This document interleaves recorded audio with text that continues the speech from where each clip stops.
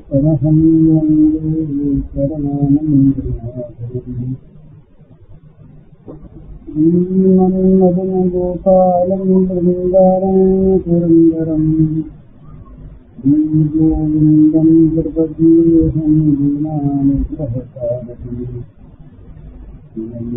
मुकुन्दमरविन्दजलायदाक्षम् वन्दे शङ्खदशनं सुचिरोपदेशम् इन्द्रादिदेवगणं कृपागतिबुद्धं वृन्दावनालयमहं सुरेशगतञ्जमन्निरैकोमलावधमहेशवन्दितै जानकी सरस्वतीलालितै श्रीजगत्प्रमनिधि।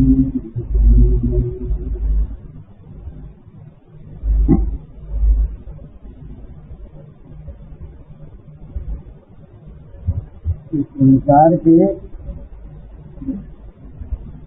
अनुकूल भोग पदार्थों की प्राप्ति में जब मनुष्य भगवत कृपा मानता है तो वो बड़ी भारी भूल करता है। भगवान की कृपा तो निरंतर है और सब अवस्थाओं में है, और जो ये अनुकूल भोग पदार्थ हैं जिनमें अनुकूल बुद्धि रहती है, ये सब तो मनुष्य को माया के मोह के बंधन में बांधने वाले होते हैं। तो माया के मोह में बांध कर जो भगवान से अलग कर देने वाली चीज है, उसकी प्राप्ति में भगवत कृपा है, ये मानना ही गलत है। पर ये होता क्या है, जब मनुष्य कुछ भगवान का भजन करता है, नाम जप करता है, रामायण पाठ करता है, जरा उसके लिए संसार की सफलता मिलती है, तुरंत ऐसा मान लेता है जैसे भजन का प्रसाद दिन का खड़ता ये कामना पूरी हो गई, ये पूरी हो गई, ये मुझे लाभ हो गया, ये लाभ हो गया। ऐसे पत्र हमारे पास बहुत आते थे और मैं उनको प्रोत्साहन देता हूँ, लेकिन ये चीज बड़ी गलत। जहाँ मनुष्य अनुकूल भोगों में भगवान की कृपा मानता है, वहाँ प्रतिकूलता होने पर उनका पेट मानेगा। वो कहेगा कि भगवान की मुझ पर कृपा नहीं, और कुछ ज्यादा क्षोभ होगा तो कहेगा कि भगवान न्याय नहीं करते, निर्दयी। और इससे भी ज्यादा अगर क्षुब्ध होगा तो कह देगा भगवान कुछ है ही नहीं, ये सब पूरी कल्पना, भगवान होते तो इतना भजन मैंने किया और मुझे दुख क्यों आता। तो यूँ कह के भगवान तक का वो अस्वीकार कर देता है। इसलिए भगवत कृपा अमुक वस्तु की स्थिति की प्राप्ति में है, ये मानना भूल है। बल्कि ऐसा होता है जब मनुष्य को भगवान देखते हैं कि ये बह चला और इसमें पहले तो वो अपनी सफलता में भगवान की दया मानता है, पर वो दया के पीछे रह जाती, छिप जाती, भूल जाता दया, और पीछे वो मानता है अपने चित्त को, अपने अहंकार को। मैंने ऐसा कर लिया, ये गज गई थी अच्छी तेजी और मैंने मान लिया। ये अपने तो पहले से सोच लेते हैं ना कि ये मन अपनी बुद्धि का, अपने बल का घमंड करता है, आदमी अभिमान करता है, तो वो अभिमान का पूजक बन जाता है, भगवान को भूल जाता है। तो वो केवल अहम के विस्तार में लगता है।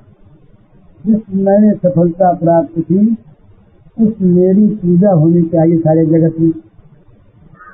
मैंने विजय प्राप्त की, मैं राज्य प्राप्त किया, मैं धन प्राप्त किया, मैंने कुटुंब परिवार की सेवा की, मैंने इनको बनाया, मैंने देश को बनाया, मैंने धन रक्षा की। इस प्रकार से वो अहम अहम सब जगह लगा करके मैंने, फिर वो चाहता है कि जगत की मैं की पूजा करें।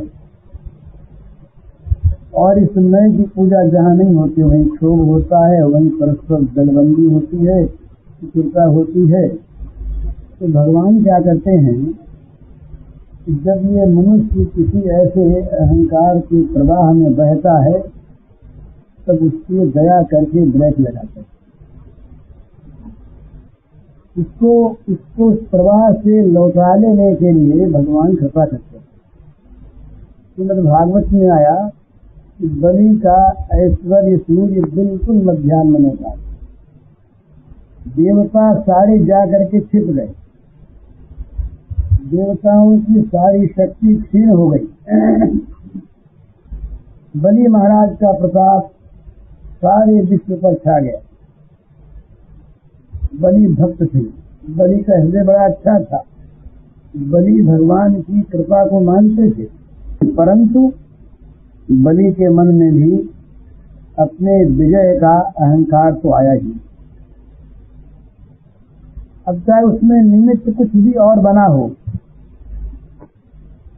परंतु भगवान ने बलि पर कृपा,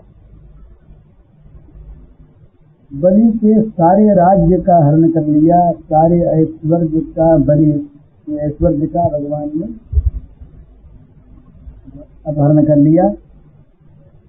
वहां ये बात आई, प्रसंग आया है कि बलि के साथ ये बर्ताव भगवान ने की।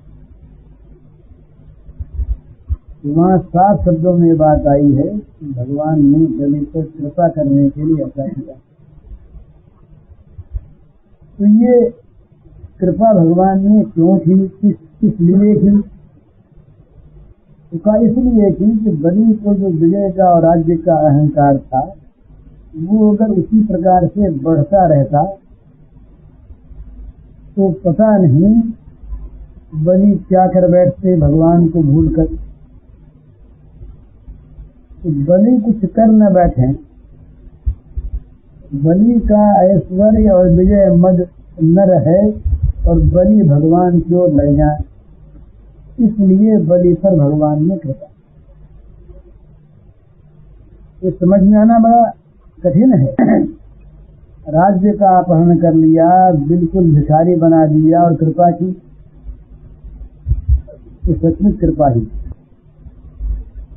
जब भगवान इस प्रकार कृपा करते हैं तो बढ़ते हुए उछलते हुए ऐश्वर्य का भगवान इस प्रकार विनाश कर देते हैं कि एक बार तो वो दुखी हो जाते। क्या हो गया?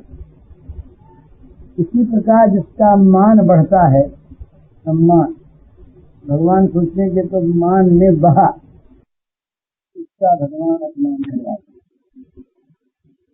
इसको लांछित करते हैं जिससे इसका मान भंग हो जाए, वो भगवान को लगे। ये जितनी भी इस प्रकार की लीलाएं होती हैं उन सब में भगवान की कृपा ही परम हेतु होती है। तो बह रहा है, वो मानेगा ही क्यों भगवान को? जब तक जगत में सफलता मिलती है तब तक वो अपनी बुद्धि का अभिमान करता है, और बुद्धि का अभिमान जब करता है तो भगवान और धर्म ये दोनों चले जाते हैं। फिर वो अभिमान से किसी काम को भी न तो अपने लिए असंभव मानता है और न अपने लिए अकर्तव्य मानता है। क्या है? करेंगे जो कुछ मन में आएगा तो कौन बोलने वाला?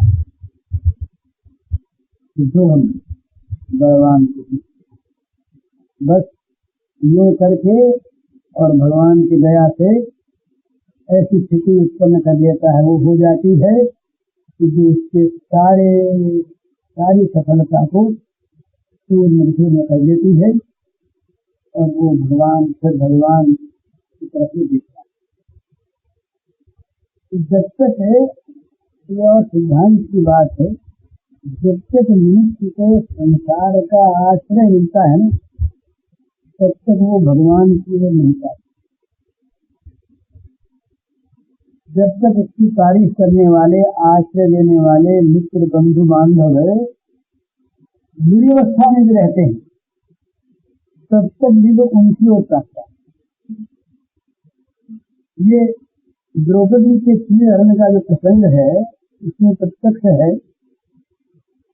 कि द्रौपदी ने भगवान की ओर तब तक नहीं ताका, जिसमें भगवान में विश्वास करने वाली थी, जब तक उसको जरा भी आशा रही पांडवों की ओर देखा, भीष्म की ओर देखा, द्रोण की ओर देखा, विदुर की ओर देखा, ये बता देंगे। जब सबसे निराश हो गई, जब कहीं आश्रय नहीं रहा, तब उसने भगवान की ओर ताका, तब उसने भगवान का स्मरण किया। और भगवान का स्मरण जहाँ अनन्य हुआ, वही भगवान ने अपने काम। तो ये सारे जगत का जो अपनत्व है, बंधुत्व है, ममता है, ये अगर मनुष्य नहीं छोड़ता तो भगवान ऐसी स्थिति पैदा कर देते हैं जिससे जगत इसके ममते को छोड़ देता है। तब उसकी आँख खुलती है कि मैं तो जहाँ पर मेरा मेरा कर रहा था, मेरा कुछ नहीं। पहले अगर वो मेरे को छोड़ करके जो मेरे समय पर धोखा देंगे ही, ये नियम संसार का है कि संसार का मेरापन चलता है सफलता के साथ। सब हमारे हैं, सब हमारे मित्र हैं, सब बंधु हैं, सब प्रेम करते हैं, सब बड़ा हित करते हैं, और जब असफलता पर असफलता मिली तब बंधु बांधव मित्र वर्ग सारा का सारा परे हो जाता है। ऊपर की सहानुभूति कोई भले दिखा दे, परंतु जो सुख के समय जिस प्रकार गाढ़ी मित्रता दिखाता था, ऐसा कोई नहीं दिखा। उस समय भगवान जो है वो कहते हैं कि भाई तुम सब निराश हो गए, तुम्हें कहीं आश्रय नहीं मिला, तो आओ मेरी गोद चले आओ। और अपनी गोद में बैठाने के लिए ही निराशा का वातावरण कर रहे हैं। तो कृपा, जब वो कृपा करते हैं तो जगत से निराश करते हैं, फिर भी हम भूलते हैं, फिर भी हम भूल जाते हैं। हम फिर भी देखते हैं कि जिनके पास वो चीजें हैं उन पर भगवान की तरह करता है।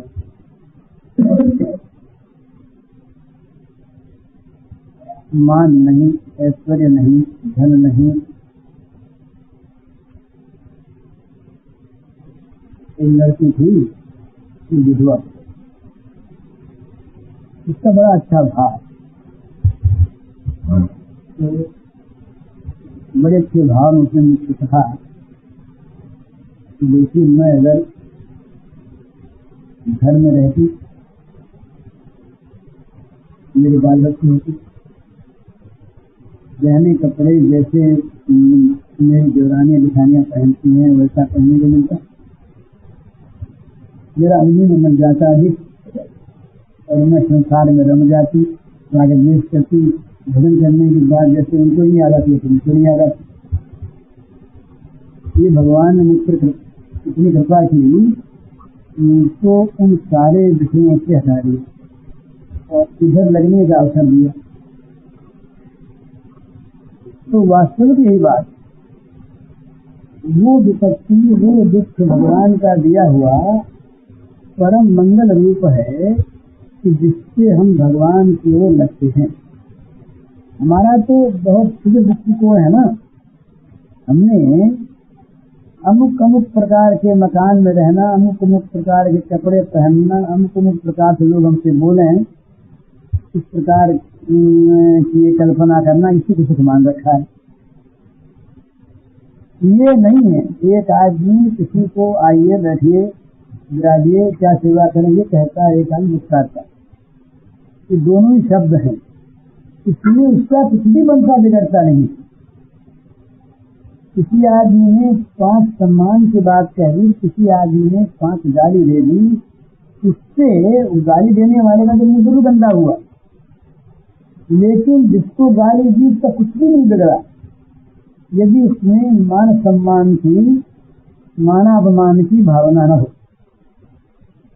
परंतु हम लोगों ने एक कल्पना कर रखी कि भाई देखो जगत में कितनी अप्रतिष्ठा हो गई, कितनी निंदा हो गई, कितना हम अपदस्थ हो गए, लोग हमारी कितनी तारीफ करते थे और अब तो निंदा करने लगे। बड़ा डर लगता है निंदा का। जरा सी भी कहीं निंदा की बात आदमी की होने लगती है तो वो डर जाता है, कांप जाता है, रोता है कि मेरे समान दुखी कौन होगा।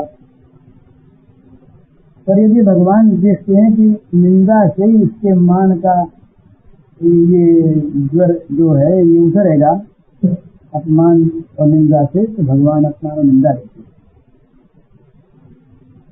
तो जो लोग स्वयं इच्छा पूर्वक मान सम्मान धन कीर्ति इत्यादि का त्याग नहीं करते और इसके प्रवाह में बहते रहते हैं, उनको भगवान अवकाश देते हैं, अवसर देते हैं इन चीजों से छूटने के लिए।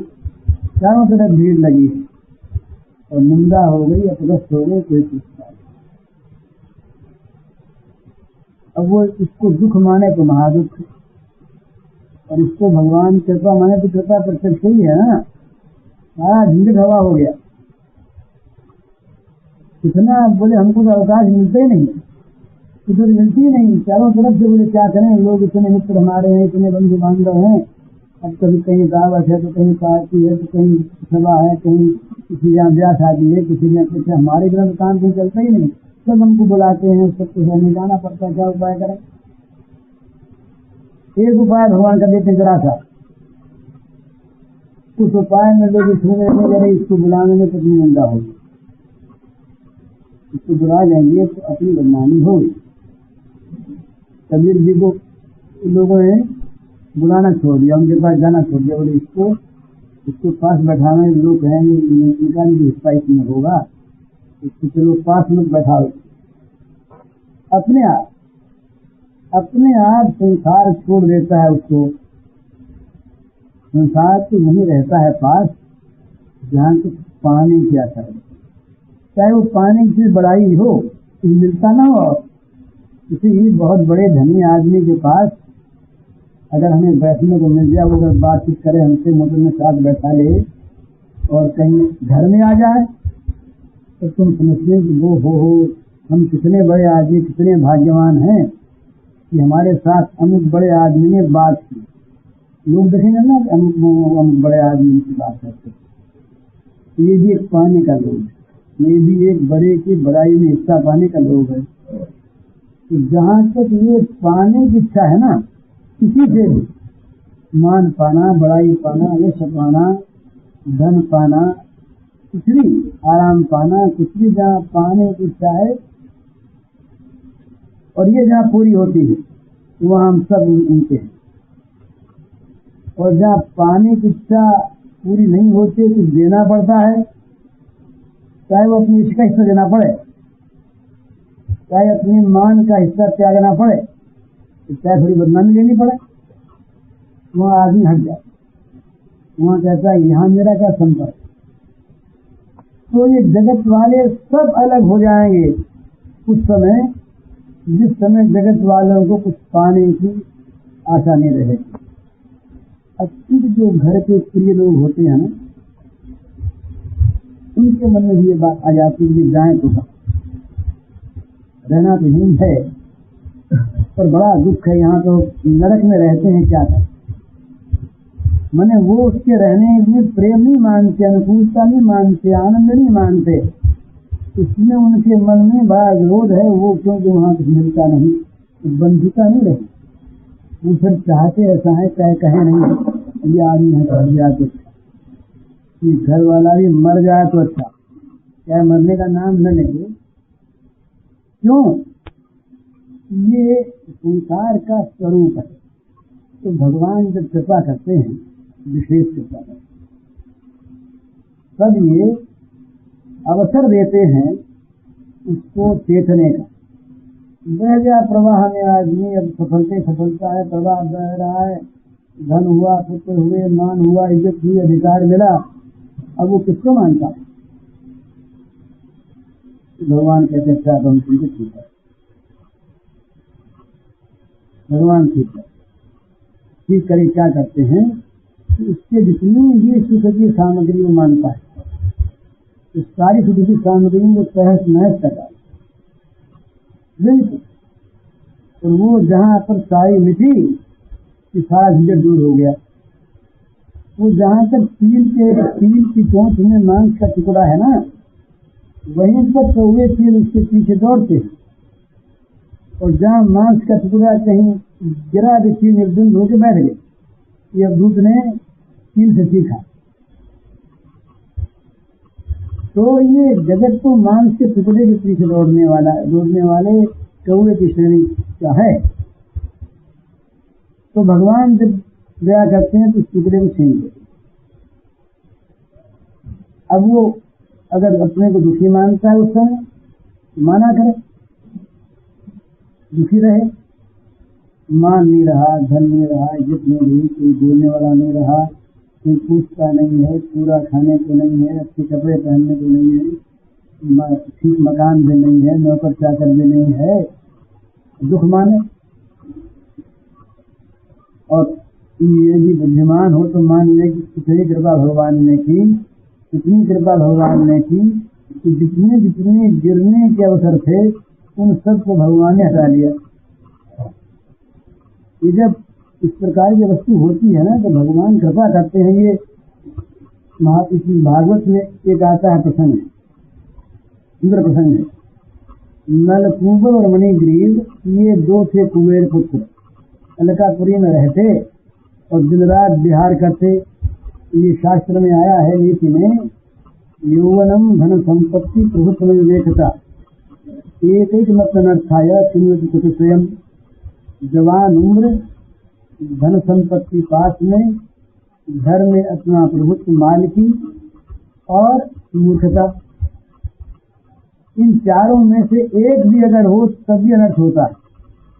और जहाँ चारों साथ मिल जाए वहां तो कहने क्या है, यौवनम धन संपत्ति प्रभुत्व अविवेकता। यौवन, धन संपत्ति, प्रभुत्व और अविवेक, तो ये जो कुबेर पुत्र थे इनमें चारों चीज थी। अब ये जवान उम्र थी, कुबेर के पुत्र, स्वेच्छाचारी, मन चाहे सो करे, कोई कुछ कहने वाला नहीं, और अविवेक। ये एक दिन की बात है, वहां स्त्रियों को साथ लिए और नदी में नंगे नहा रहे थे, विलास कर रहे थे। जैसे नारद जी निकले, नारद जी को देखते स्त्रियां तो सब बेचारे बाहर आगे सब अपने कपड़े पहन लिए, और ये दोनों बड़े उद्दंड थे। ये दोनों उसी अवस्था में नारद जी के सामने खड़े रहे। तो नारद जी ने कहा कि तुम बड़े जड़ हो, जड़ की भांति खड़े हो, जाओ वृक्ष हो जाओ, दोनों जुड़वा वृक्ष पेड़ हो। अब वहां पर ये प्रश्न आया, सरकार तो समझाते हैं ना कि नारद जो हैं ये तो महान क्षमाशील हैं, ये तो बुरा करने वाले का भी भला करते हैं, तो इनमें ये क्रोध क्यों आया? इन्होंने क्रोध पूर्वक नलगिरी और मणिगिरी और नलकूबर को साथ क्यों दिया? वहाँ ये मीमांसा की गई, ये जो संतों की अवमानना है इससे संत नहीं मानते, परंतु ये बड़ी भारी विनाश की चीज है करने वालों के लिए।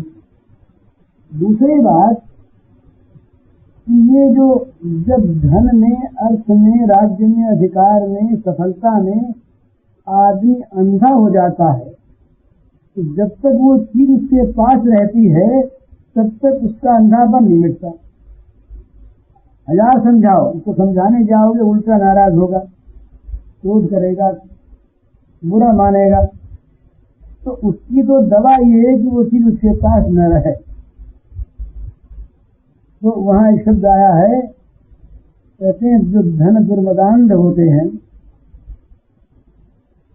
जिनको धन के दुष्ट मद ने अंधा कर दिया है, उनका नाम है धन दुर्मदान है। अपनी सफलता के नशे में जो बिल्कुल पागल हो रहे हैं, अंधे हो गए हैं, उनकी दवा क्या है? तो कहा दारिद्र्यम परमंजनम। अंधे की आंख में सुरमा चाहिए ना, आंख की दवा होनी चाहिए जिससे उसका अंधापन मिटे, खुले। तो धन दुर्मदांधों के लिए दवा क्या है? तो कहा दारिद्र्यम।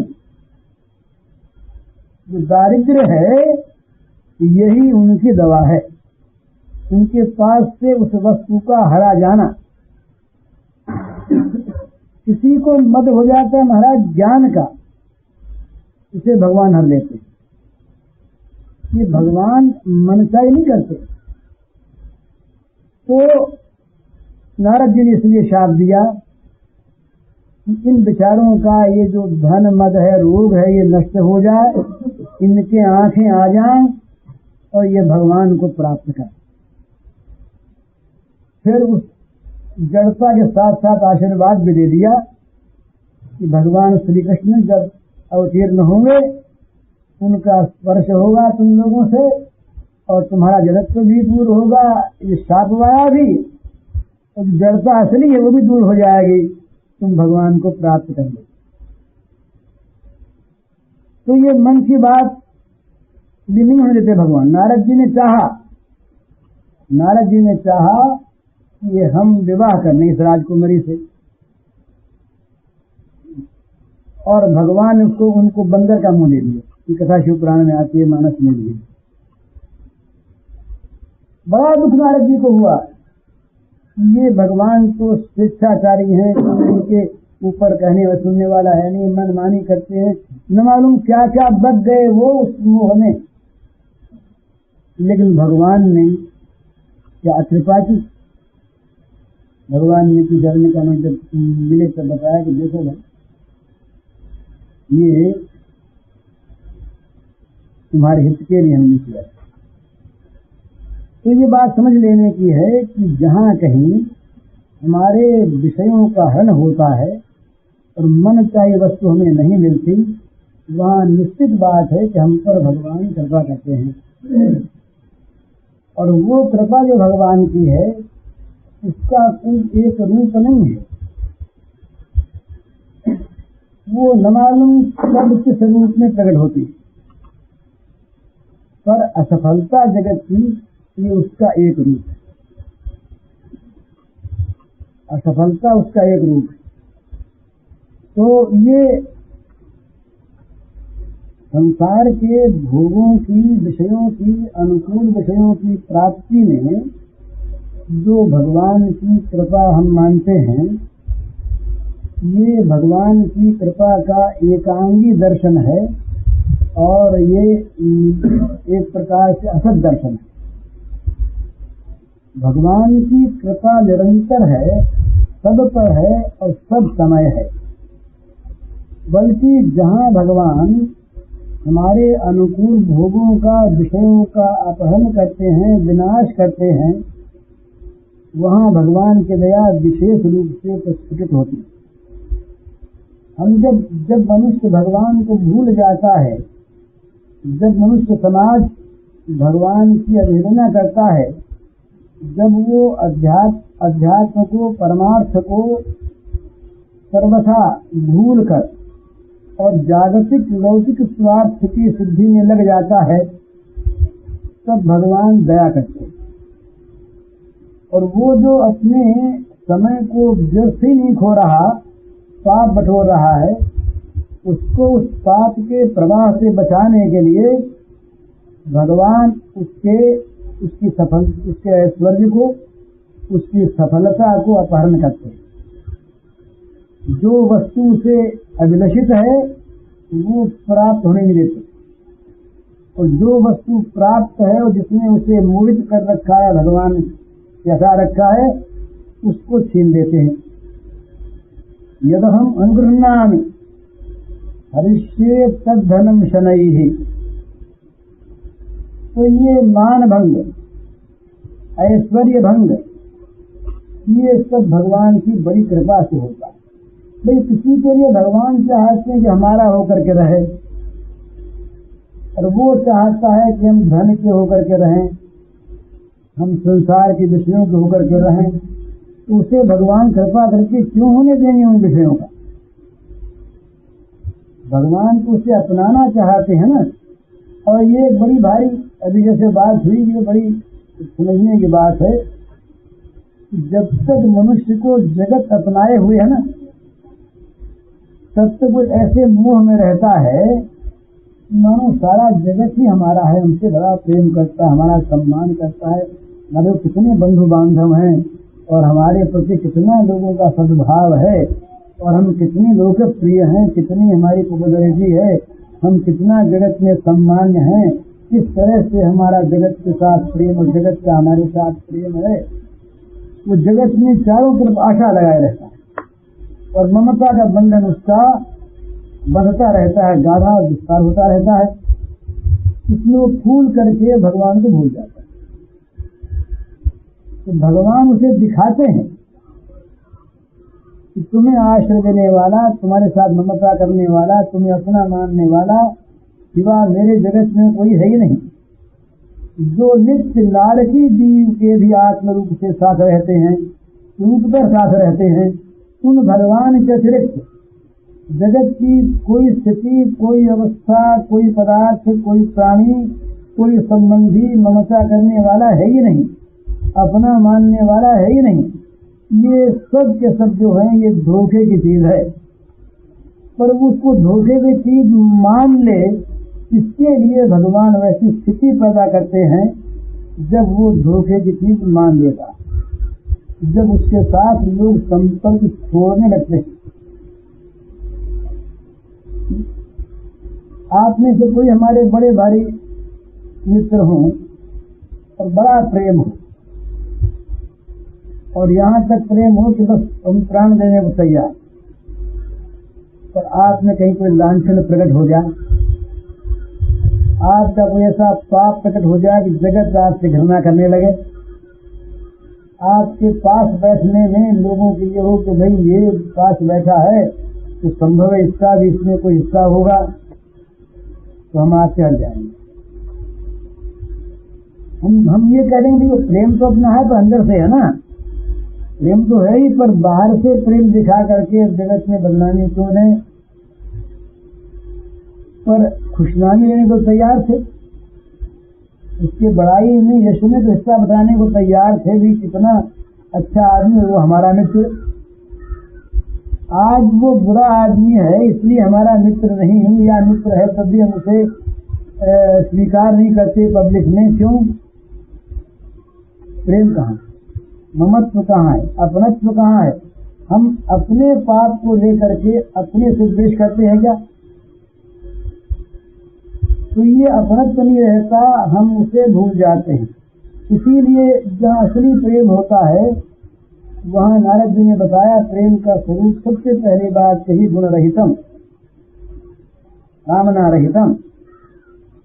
वही जहाँ प्रेम है वहाँ गुण की अपेक्षा नहीं है, प्रेम गुण नहीं देखता, प्रेम तो भावात्मक है।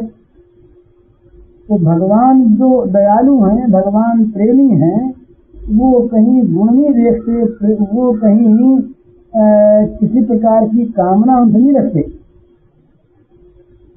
तो ऐसे भगवान से प्रेम करना ये तो असली प्रेम। और हम भगवान को भूलकर जब जगत के भोगों के अनुरागी बन जाते हैं, इसी समय अभाग्य तो हमारे सिर आ जाता है, दुर्भाग्य। ये बड़ी मजे की चीज है।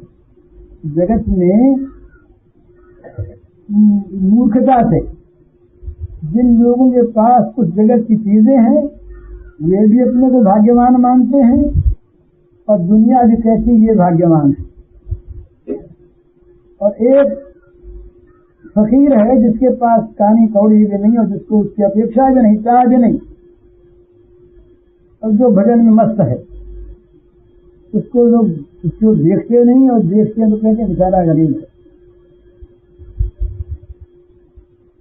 उसके भाग्य में ये सुख कहाँ।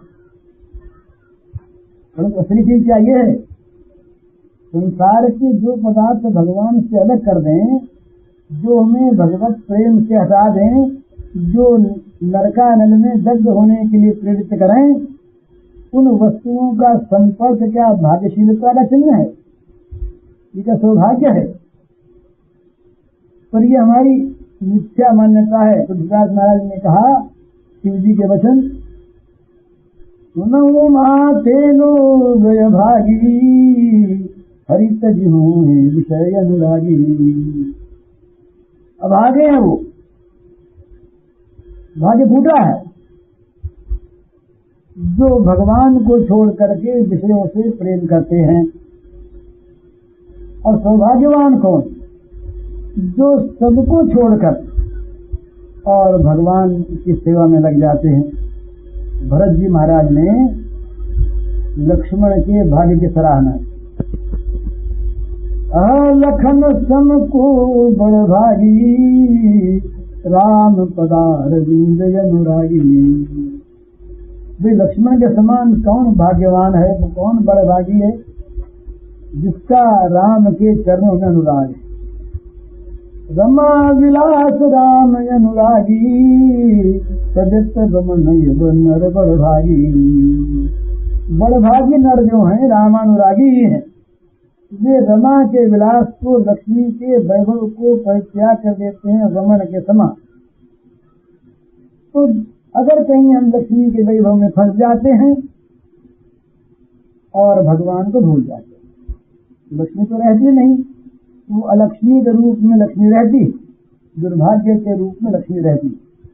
इस दुर्भाग्य को दूर करने के लिए फिर भगवान कृपा करते हैं, और कृपा करके हमने जिसको सौभाग्य मान रखा है उस सौभाग्य को हम लेते हैं। जितनी भी चीजें ऐसी होती हैं जो भगवान के प्रेम सौभाग्य को हरने वाली, उन सब चीजों को भगवान हर लेते हैं। मान गया, धन गया, इज्जत गई, प्रतिष्ठा गई, सब लोग टूटते हैं, कोई बोलता नहीं, कोई मान नहीं करता, कोई पास नहीं। भगवान उस समय मधुर मधुर हंसते, अब मेरा जो ये है प्रियतम प्यारा, ये अब विपत्ति से बच गया, विपत्ति से बच गया। विपत्ति जिसको संपत्ति मानता है ना, वो तो विपत्ति ही है। विपदो नहीं विपदः, संपदो नहीं संपदः। जगत की विपत्ति विपत्ति नहीं, जगत की संपत्ति संपत्ति नहीं। भगवान का जो विस्मरण है वही विपत्ति है। और संपन्न नारायण स्मृति, जो भगवान नारायण की स्मृति है वही संपत्ति है। संपत्ति विपत्ति और कुछ नहीं। तो हनुमान विपद प्रभु सोई, जब तब साधन भजन होई। जिस काल में भगवान का साधन भजन नहीं होता, वो काल चाहे परम सौभाग्य का माना जाए। बिल्कुल सौभाग्य सूर्य इस समय उदय हो रहा है, चारों तरफ बड़ी प्रशंसा है, मान है, सम्मान है, कीर्ति है, यश है, पूजा है, सब सराहना करते हैं, सब प्रकार की भोग उपलब्ध हैं, सब प्रकार की सामग्रियां चरणों में लौटती हैं, पर भगवान को भूला हुआ है, भगवान की ओर से उदासीन है, तो वो विपत्ति में असली विपत्ति है। इस विपत्ति का भगवान हरण करते हैं अपने स्मरण की संपत्ति लेकर। स्मरण की संपत्ति के लिए ये विपत्ति जो बाधक है, संपत्ति के नाम पर आई हुई, इस संपत्ति का भगवान हरण करते। तो यहाँ पर भी भगवान की कृपा प्रतिफलित होती है। इसलिए ये भगवान की कृपा जब हम इस छोटे से दायरे में ले आते हैं कि भाई धन मिला तो भगवान की कृपा, पुत्र मिला तो भगवान की कृपा, व्यापार में कमाई हुई तो भगवान की कृपा, लोगों ने तारीफ की, प्रशंसा की तो भगवान की कृपा, शरीर का आराम मिला, अच्छा मकान मिला तो भगवान की कृपा, कीर्ति भी तो भगवान की कृपा, अधिकार को मुक्त प्राप्त हो तो भगवान की कृपा, नहीं कृपा नहीं। बस ये भगवान की कृपा को गलत समझना। भगवान की कृपा यहाँ पर भी है, पर यहाँ पर तब भगवान की कृपा है जब ये सारी सामग्री भगवान के पूजन की सामग्री बनी हुई है तो, और ये सामग्री सारी की सारी यदि भगवान के स्थान को ले बैठी है, यदि मनुष्य भगवान को भूलकर इन सामग्रियों की पूजा में संलग्न हो गया है तो भगवान की कृपा को तिरस्कार कर रहा है, भगवान की कृपा को अपमान कर रहा है। कृपा तो भगवान की थी, भगवान ने कोई वस्तु दी, इसलिए दी जिसके द्वारा वो सेवा करके जिनकी वस्तु है उनकी और कृतार्थ हो जाए। वो अगर वैसा न करके अपने को उसका स्वामी मान बैठा तो स्वामी मान कर उसकी पूजा में लग गया। ये जो भोगों के स्वामी होते हैं ना, ये स्वामी नहीं होते, ये सब भोग किंकर होते हैं। भोगों के स्वामी जो भोगों में ममत्व करते हैं, ये सब भोगों के किंकर हैं।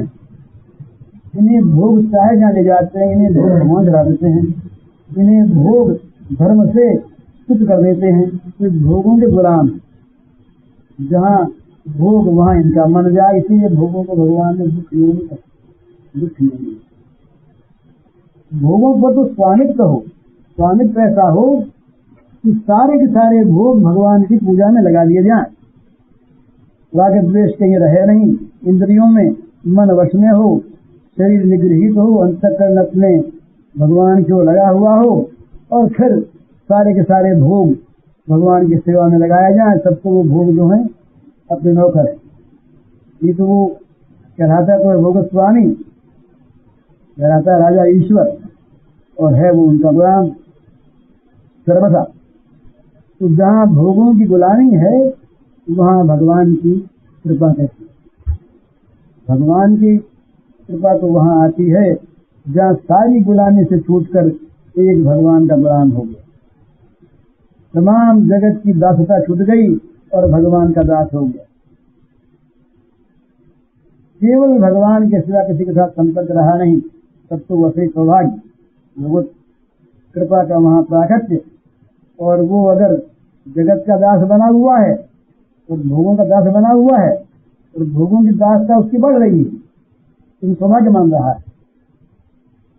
जितना जितना भोगों की वृद्धि होती है ना, उतना उतना भोगों की दासता बढ़ती है, विशेष बढ़ती है।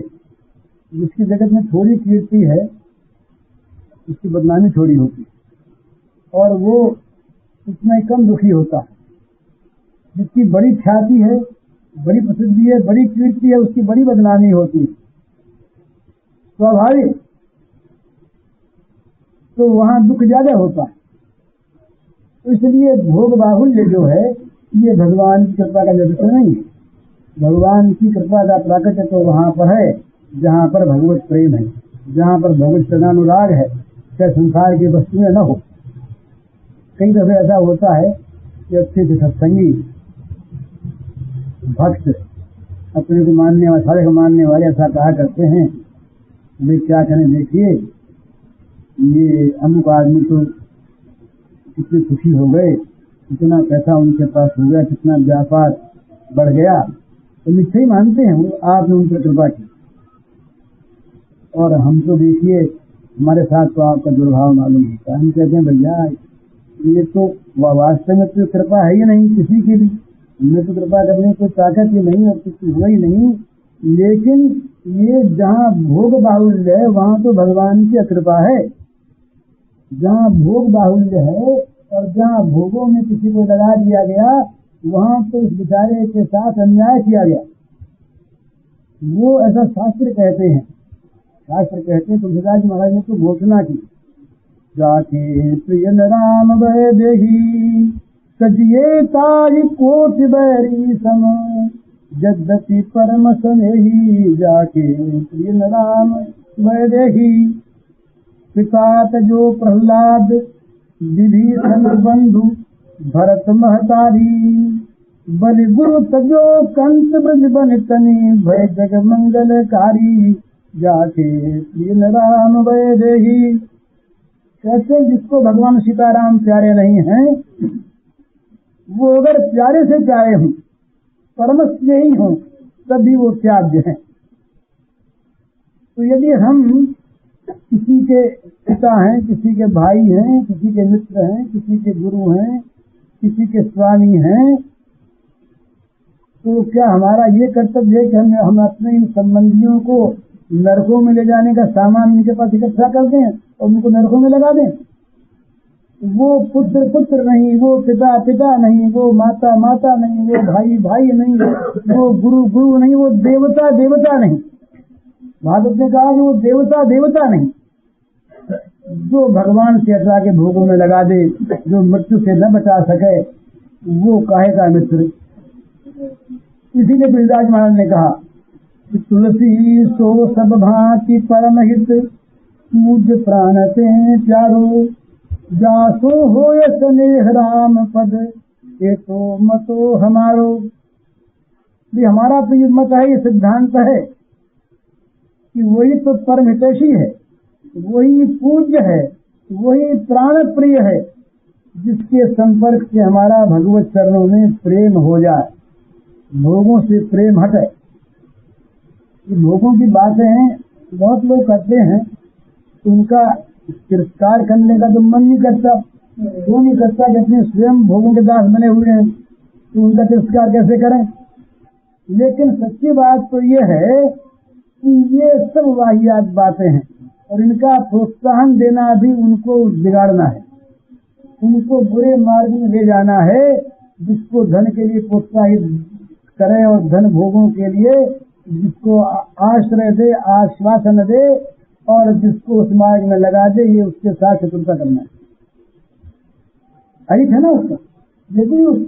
यदि किसी प्राणी को ऐसी वस्तु दे दी कि जिसके मुंह में फंस करके वो अमृत को छोड़ दे, भगवान को भूल जाए, तो ये उसके साथ उपकार हो रही है। ये तो उसे फंसाना है। वो मित्र की जहाँ पर व्याख्या की, वहाँ कहा कि भाई देखो, ऊपर से मुंह मीठा हो वो मित्र नहीं है। मित्र वो है कि अंदर से मीठा हो, जो हमको सुधार दे। परोक्षे कार्य हंकारम प्रत्यक्ष परिवादनम वर्दयतादृशम मित्रम विषकुंभम पयोमुखम। नीतिकार ने ये बताया कि भाई जो पीछे से तो काम बिगाड़े और ऊपर से बहुत मीठा बोले, सामने बहुत मीठा बोले, तो कहा कि ऐसे ऐसे मित्र को दूर से छोड़ दे, क्योंकि ये विषकुंभम पयोमुखम, ये ऐसा घड़ा है इसके अंदर तो जहर भरा है, तो ऊपर ऊपर दूध है। तो ये जो विषय है ना संसार के भोग, ठीक ऐसे ही है। ये उपमा भगवान ने गीता में दी है। ये आरंभ में तो मालूम होते अमृत से, विषेन्द्र संयोगात जित अग्रे अमृतोपमम, पहले तो मालूम होते अमृत के समान, पहला आने विष्णुवर परिणाम भी उस जहर का काम करते हैं। तो किसी अपने मित्र को, बंधु बांधव को, भाई को, पत्नी को, माता पिता को, पुत्र को, गुरु को, शिष्य को, किसी को भी अगर दूध बता के जहर दे दे कोई, तो क्या उसका उपकार करता है? सच्ची बात तो उसकी आंख खोल दे, ये कर दे, उसको अज्ञानांधकार उसका दूर कर दे कि देखो तुम जिसमें फंसे हो, फंसना चाहते हो, ये विष है, विष ये मार देगा तुमको, तुम इससे हटो। पर ये हुई सकता है जो स्वयं विष से निर्मुक्त हो गया, इसीलिए कहना नहीं बनता। पर असली चीज तो यही है, असली चीज तो यही है कि ये संसार में जितना भी भोग बाहुल्य और जितना भी भोगासक्ति और जितनी भी भोगों को प्राप्त करने की कामना, भोगों की स्प्रिया, भोगों को ललचा, देखना रे भाई देख कितना सौभाग्यवान, किसी का मकान देखा मन ललचाया, मोटर देखे मन ललचाया, कपड़ा देखा मन ललचाया, 5 आदमी पीछे देखे मन ललचाया, पद अधिकार देखा मन ललचाया। ये तो नरक की चाह है। ते नर नरक रूप जीवत जग, भवभंजन पद विमुख अभागी। वे अभागे हैं, उनका जीवन नरक रूप है, उनके पास चीज है, द्वार भवन ये सब है। इसी पद में कहा द्वार भवन ममता ऐसी तो वो मत कब होना जागी। पुत भी है, दार भी है, पुत्र भी है, धन भी है, भवन उनके भवन मकान भी है, सब कुछ है, पर भव भंजन पद विमुख है वो। तो क्या है? वो अभागे हैं, उनका जीवन नरक रूप है यहाँ पर भी। तो ये जो संसार की प्रलोभन करने वाली वस्तुएं हैं, इन वस्तुओं में किसी को लगा देना, ये वस्तुएं किसी को दे देना, इन वस्तुओं की महत्ता स्थिर कर देना, इन वस्तुओं के प्रति लोगों का आकर्षण कर देना, तो उसके साथ बैर करना। और जिसको ये वस्तुएं प्राप्त हैं उसको समझा दे, अगर वो समझे ये वस्तु जो है तुम्हारे पास ये भगवान की पूजा की सामग्री के रूप में होनी चाहिए, तब तो ठीक, नहीं तो ये जहर है, तुमको मार देगी, नरक में ले जाएगी, सच्ची बात। इसलिए इन सब बातों को समझकर भगवान की कृपा का आश्रय कर, और भगवान की कृपा जब भी स्वरूप में आवे स्वागत करे। अगर वो कृपा मान भंग करने वाली है, इज्जत नाश करने वाली है, भोगों को हटाने वाली है, लोग सारे जगत को हमसे विमुख कर देने वाली है, तो ये माने कि भगवान से संपर्क हो।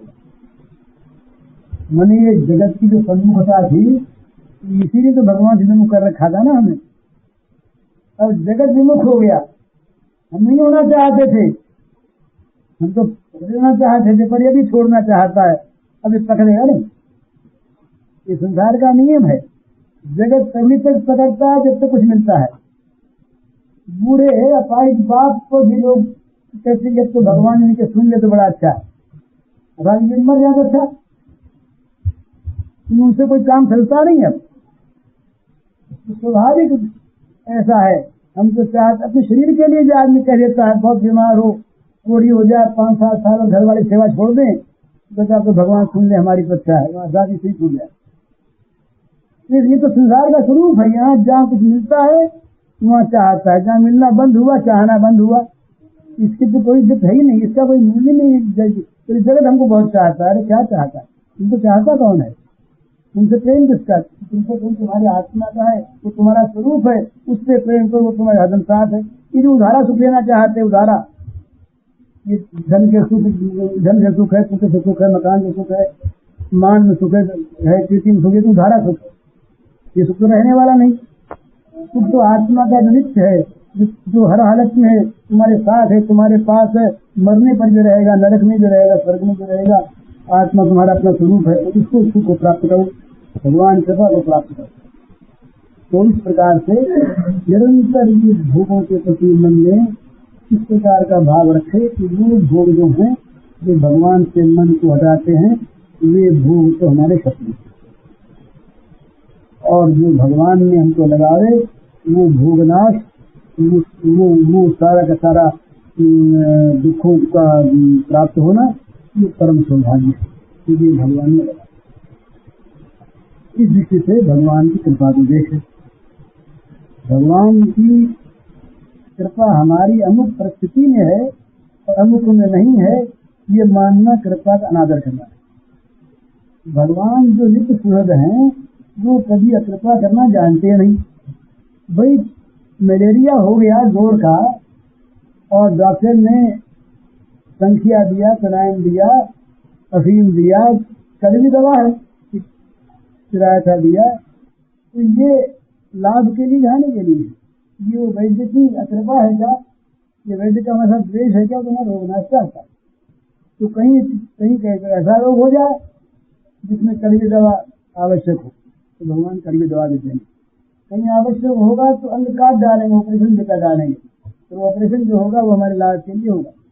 तो जहाँ जहाँ पर ऐसे दुख विपत्ति आए वहाँ समझो कि भगवान का ऑपरेशन है, ये भगवान हमारी मवाद निकालने के लिए, जो हमारे अंदर रोग दोष भरे हुए, बीमारी भरी हुई है, उससे मुक्त करने के लिए हमारे प्रति भगवान कृपा कर रहे हैं, हर हालत में भगवान। इस प्रकार भगवान कृपा समझ के कृपा का आश्रय करे और भगवान का नाम लेता रहे। पूज्य श्री भाई जी के इस प्रवचन का शीर्षक है, अपनी मनचाही न होने पर भी भगवान की कृपा माननी चाहिए, और इसका कैसेट संख्या है 233।